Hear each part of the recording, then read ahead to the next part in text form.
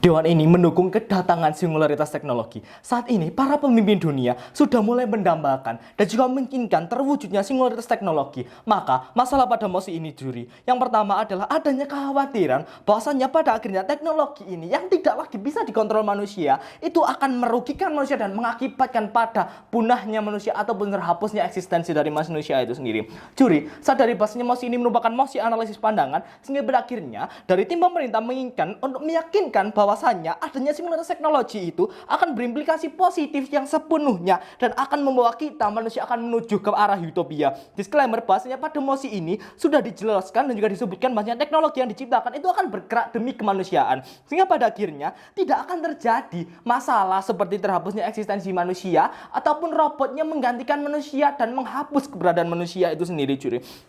Kemudian masuk pada argumentasi kami, analisis mengapa pada akhirnya singularitas teknologi itu akan membawa manusia menuju surga dunia, curi. Yang pertama, kita perlu menyadari bahwa teknologi ini pada akhirnya akan menjadi serba bisa, curi. Ini akan sangat jauh berbeda dengan manusia, di mana manusia masih mengalami error, masih mengalami beberapa kesalahan. Tetapi perlu disadari bahwasanya di mosi ini robot itu ataupun teknologi akan benar-benar menjadi sesuatu yang sempurna, sehingga pada akhirnya ini akan memiliki banyak sekali kelebihan, curi. Yang pertama, teknologi ini tidak mempunyai emosi, sehingga tidak akan terjadi masalah seperti korupsi, nepotisme, dan juga lain sebagainya. Mengapa? Karena mereka sama sekali tidak memikirkan tentang kepentingan mereka pribadi. Mereka tidak memikirkan tentang bagaimana robot lain itu akan bersikap, memikirkan bagaimana robot lain itu akan bertindak terhadap apa yang mereka lakukan. Tapi mereka akan berfokus untuk menyelesaikan program yang sudah disusun dalam chipset mereka, juri. Selain itu juga tidak akan terjadi pengkhianatan ataupun pemberontakan, juri. Mengapa? Karena pada dasarnya mereka itu tidak memiliki emosi, sehingga mereka tidak akan mengalami rasa tidak puas ataupun rasa tidak terima ataupun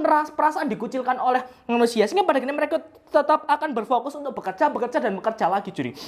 Dan setelah itu, kita pun menyadari bahwa teknologi ini tidak mengenal lelah. Mengapa? Karena kita hanya perlu mengisinya dengan daya atau dengan bakar, dan mereka tidak memerlukan waktu istirahat seperti manusia. Sebenarnya akan menjadi jauh lebih produktif, di mana mereka bisa bekerja bahkan hingga 24 jam. Ini bisa terlihat banyak sekali kita analogikan apabila terdapat sebuah teknologi yang mana robot-robot berbentuk seperti nano ataupun barang-barang yang sangat kecil. Memang terlihat sangat sederhana, tetapi apabila jumlahnya sangat banyak dan dikendalikan oleh pikiran manusia, itu akan sangat bermanfaat, di mana akan menjadi berbagai solusi di bidang kedokteran ataupun juga bisa menjadi solusi di bidang konstruksi. Kemudian ketiga, terjadinya minim kesalahan. Mengapa? Karena mereka sudah memiliki program yang jelas, dan juga program-program ini tidak akan mengalami sebuah miskonsepsi ataupun kesalahan. Ini sangat berbeda di mana manusia ketika manusia merasa ngantuk atau manusia itu tidak benar-benar fokus, manusia masih memiliki peluang di mana mereka melakukan kesalahan, juri, serta tidak perlu memberi gaji. Mengapa? Karena mereka hanya berfokus untuk bekerja selama 24 jam penuh. Tapi kita tidak perlu untuk memberikan gaji atau timbal balik yang serupa selain dari bahan bakar yang perlu kita isi secara terus-menerus. Kemudian yang kedua, terwujudnya dunia yang utopis. Mengapa? Karena pada akhirnya teknologi itu akan mengambil seluruh pekerjaan manusia. Juri, di mana di sisi kami itu akan membuat manusia tidak perlu bekerja untuk hidup. Mengapa? Karena setiap pekerjaan yang seharusnya dilakukan manusia itu sudah diambil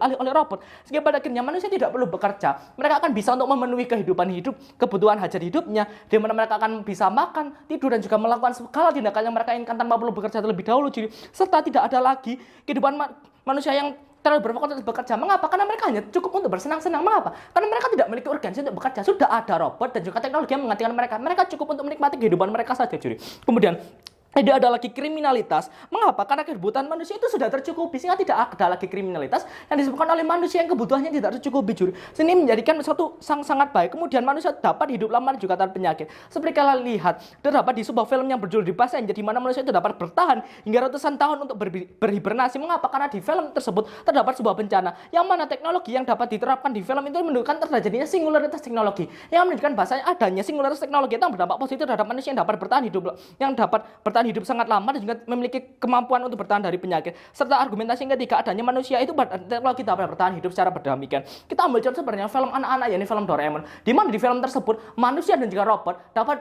hidup berdampingan tanpa adanya menimbulkan satu masalah. Kemudian masuk pada bagian preemptif, ketika pembicara oposisi mungkin saja mengatakan bahasanya teknologi dapat mengambil alih berbagai ranah pekerjaan manusia dan menghapus identitas manusia. Hal ini tidak akan terjadi, juri. Mengapa? Karena pada akhirnya robot-robot itu hanya bergerak demi kemanusiaan. Kemudian lebih lanjut, karena pada ketika awalnya robot-robot ini diprogram oleh manusia, bahkan ketika robot-robot ini dapat memprogram robot-robot lainnya, itu tetap akan terprogram di mana program dasar untuk tidak menyakiti manusia tetap akan bertahan sepenuhnya, Juri. Serta robot dan manusia itu juga tetap dapat hidup berdampingan tanpa adanya posisi di mana robot itu akan menggantikan manusia. Bahkan jika memang robot itu ataupun teknologi akan mengambil alih berbagai ranah kehidupan manusia, akan tetap baik karena hasilnya itu kembali untuk manusia yang mana akan bukan manusia juga. Terima kasih Bang menjadi tim proposisi.